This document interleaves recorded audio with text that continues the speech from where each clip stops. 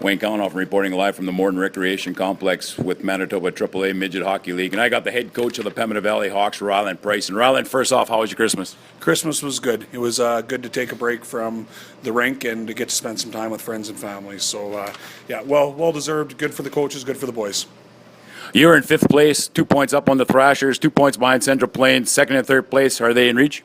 You bet. Second and third place are definitely in reach. We just got to make sure we're taking care of business game in and game out and trying to find ways to put up 2 points in each game and keep putting pressure on those teams above us. You guys have played 30 games and are 19 and 11, 39 points. Is first place doable? I don't think it's out of the question. We'll need some help from those top teams to come back towards us a little bit. But if we can continue to win and not have any losses, we'll definitely be able to put pressure on those first place teams. Aaron Brunn continues to lead your team, but also leads the league with over 1,354 minutes played. He's got a record of 13-8, 0-1, a 2.70 goals against, and a 9.13 save percentage, 3 shutouts. Is he getting tired? No, he's not getting tired. Aaron's a very well-conditioned guy. We're monitoring his minutes. We know that he's definitely top of the league in the minutes played, but he's still showing full energy levels. And yeah, no, Aaron's good to go. He knew that was the kind of season that he was looking for, and he's putting up numbers to show that he deserves to be playing that much. So it's been good with Aaron. Elijah Carroll's 29 goals, Cade Kowalski 32 assists. They're playing well, combined 81 points. What has made these two guys so dynamic? I think it was a general excitement right from day one. They knew that they were going to get an opportunity to play hockey together this year. They both lit up the high school leagues last year on different teams, and I think when I talked with them both in the summertime, this was kind of a game plan to see if we could get this magic going between the two of them, and they've proven that they're very good line mates together. Cade Kowalski has set up most of Elijah Carroll's goals. Why do these two guys work so good together? It's a good combination, and there's a third one as well too. You add Caleb Unruh as a big centerman to the mix, and they are able to get the puck in deep and get a cycle going and break down other teams' defense. And Cade's got a way of finding Eli in the slot and finding Eli in the seam, and as soon as Eli gets that puck on his stick, it's off within seconds, and that gives the goalie a real tough time. So there's some magic going with that top line. Your scoring is pretty even per period, but still scoring more in the third period. The last time we talked, that number was way higher in the third period. You thought it was a desperation thing. Now time to win. Are you concerned about that at all? No concern. We're slowly getting better every game. We've decided to split the season up into quarters, and every quarter we've had a little bit better records. So it's just a matter of getting a group of guys. We have 19 of us in here, and we got to find ways to put 2 points up on the board each and every night, and we have to do it with all 19 guys. And there's a specific way we're asking the players to do it, and we're slowly buying into the systems and just knowing and trusting that they're going to work against all the teams. 23 power play goals, 7 shorthanded goals. You happy with that? No, our power play needs to be better. That's something we're going to focus on here before playoff time. And again, I didn't want to peak at the power play and have a 40% power play at the start of the year and just have it crumble. So it's good to struggle throughout and finally figure things out and slowly getting better and better every week. So we're right on track to be where we want to be going into playoffs. You are scoring about 3.68 goals per game. Enough for you guys to keep winning, or do you need to score more goals with some of those top teams?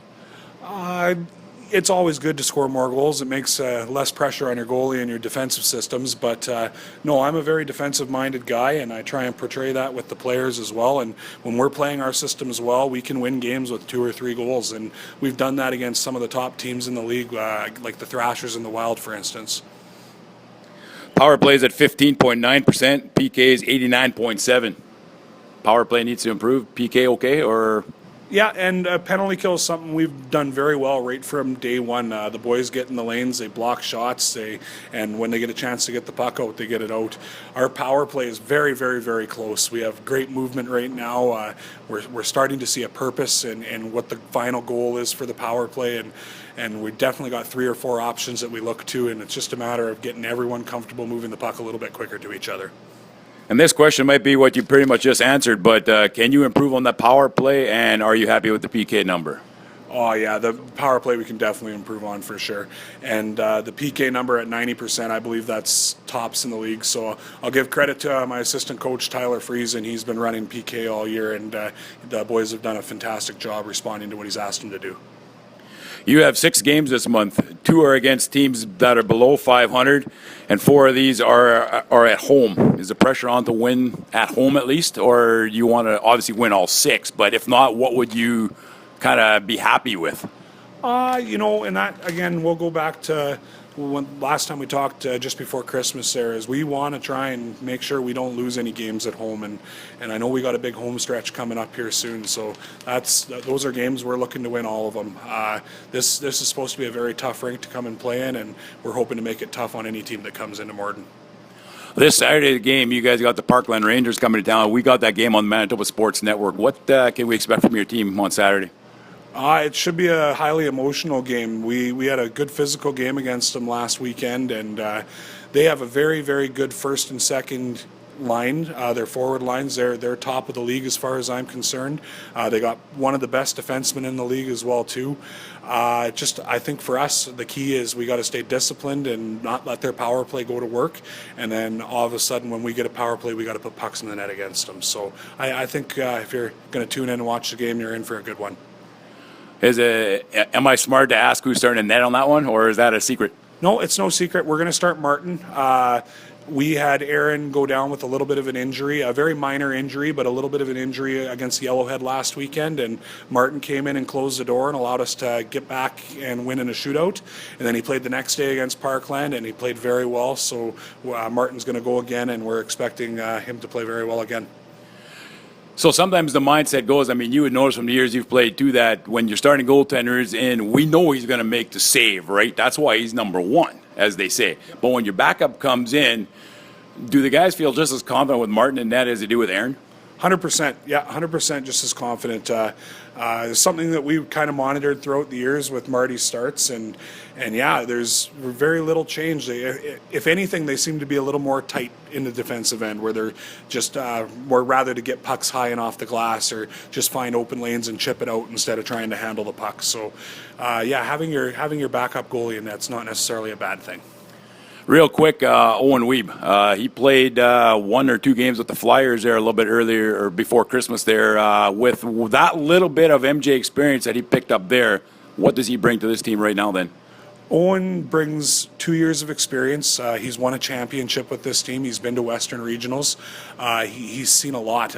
Owen's such a good skater, unbelievably good skater. You see him in practice, and he pivots forward and backwards, and his crossovers are strong. Owen's a definite leader on this team, and very impressed with the stuff he's done for us this year. Garrett Zaremely, real quick. Give me your take on Garrett. Garrett's our standing leader in the room. He's probably the most vocal player in the room. He's definitely very emotional.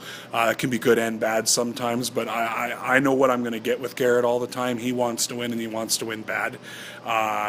Garrett's going to need to be very good for us in the next few months if we plan on achieving what we plan on achieving in this league. You got a little centerman there by the name of Travis Penner. This guy's a little spark plug, is he not? Yeah, he's kind of like a Brad Marchand out there for the Bruins. Travis has got a way of agitating. He gets into under people's skin, and he draws penalties. He might take a penalty every now and then, but he's also got that offensive touch where when he gets puck on his stick, he can put the puck in the back of the net, and he is a very huge contributor to our team. We need Travis going 100% at his best, and when he is, he's very tough to handle. One more name I was going to throw at you was Colton Schindel. He's got 25 points, 50 penalty minutes. Is a guy like that sitting in the box too often? A little bit. Colton's got a very strong stick. He's almost got like a junior caliber stick already. You go watch the Flyers play or the MJ teams, and they're allowed to get away with the stick slashes. And in our league, they seem to call him a little bit more. But that's something he needs to get used to, is just kind of determining what the ref is going to call and what the ref isn't going to call. And that's part of being a young player in the league as well too. He's slowly figuring it out, but. Obviously he's going to get a chance to put more pucks in the net if he's not sitting in the penalty box. So, and that's what he is. He's an offensive player. So if you had one wish right now for this team from now to the end of the regular season, what is it? just to keep growing as a team, right? It's important, and winning is our number one goal. But I think if we can keep growing as a team and get comfortable with each other and trust each other going into battle, that's going to pay dividends when we do get into those tight playoff situations, and we do maybe see a little bit of adversity, right? We got to be able to come back in games, and we got to be able to trust each other that we're going to do the right jobs when maybe when we're not winning games. So, yeah, I want to see us keep growing as a team. Right on. Well, Rylan Price, thanks a lot for doing this again, and all the best rest of the season and this weekend, of course, and against Parkland. And like I said, we'll be doing that game on Manitoba Sports Network, so I'll be in attendance watching that one, and all the best. Okay, thank you very much, and hope you enjoy the game Saturday. It's going to be good. I'm looking forward to it now already. Rylan Price, head coach of the Pembina Valley Hawks. Wayne Kauenhofen reporting live on the Manitoba Sports Network.